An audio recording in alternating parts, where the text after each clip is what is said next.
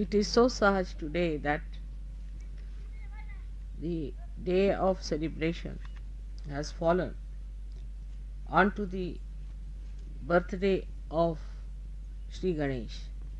Every month they celebrate the fourth day of the moon as the birth date of Sri Ganesh. And today is that date.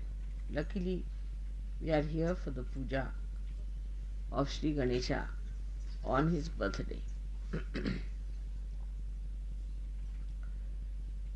I have said a lot about Sri Ganesha and his importance in our life.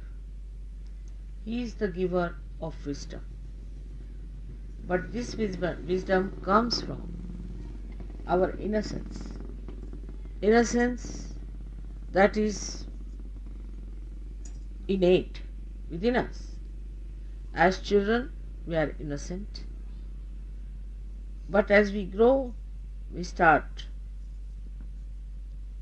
exerting ourselves in a manner that we start losing our innocence. We lose it in two ways. Once we have lost our innocence, we cannot believe that others could be innocent. Another is that we think innocence is not important. Innocence is the sustenance, is the basis of spirituality. If a person doesn't have innocence, he cannot rise in spirituality. That's why the first job of Sahaja Yoga is to establish Sri Ganesha within you, to awaken him. As soon as the Kundalini awakens, you must know that Sri Ganesha comes into being.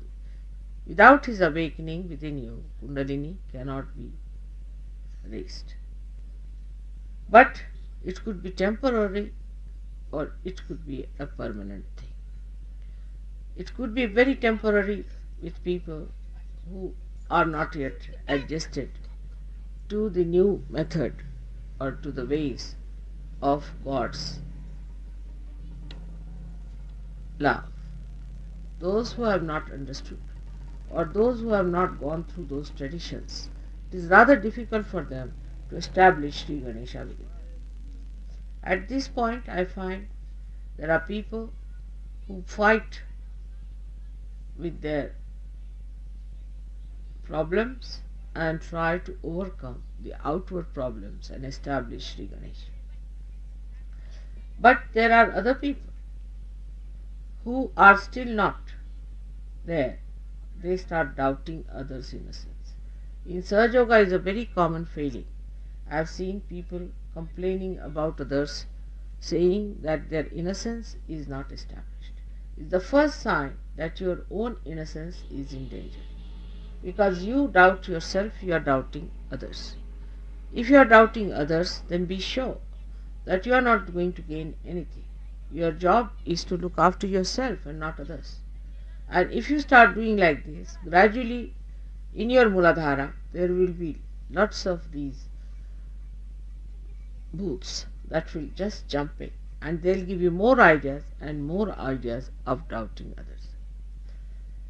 By doubting others, you can never correct them and never yourself. So those people who indulge into this kind of practices go away from their innocence. They try to find out what others are doing, what are their ways of using other people in Sahaja Yoga for their own purposes, or some sort of a funny spy-like attitude they develop. In Sahaja Yoga, you have to only spy yourself and not others. Those who start spying themselves, criticizing others, will never rise higher than what you are. In the beginning, I have seen many Sahaja Yogis who come also try to do this, to criticize others.